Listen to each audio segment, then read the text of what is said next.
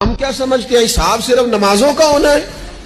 हम क्या समझते हैं कि हिसाब सिर्फ हमसे सजदों के बारे में पूछा जाएगा।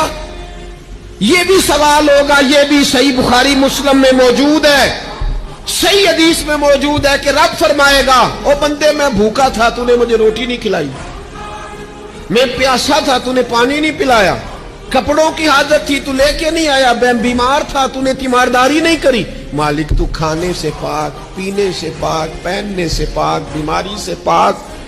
तो रब करीम फरमाएगा वो जो तेरे पड़ोस में बंदा बीमार था तो मैं ही तो था ना, वो जो तेरे पड़ोस में आदमी भूखा था तो बंदा तो मेरा ही था ना, वो जो तेरे दाएं बाएं लोगों को हाजत थी तो वो मेरे ही बंदे थे।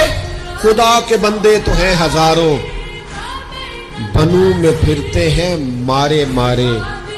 मैं उसका बंदा बनूंगा जिसको खुदा के बंदों से प्यार होगा।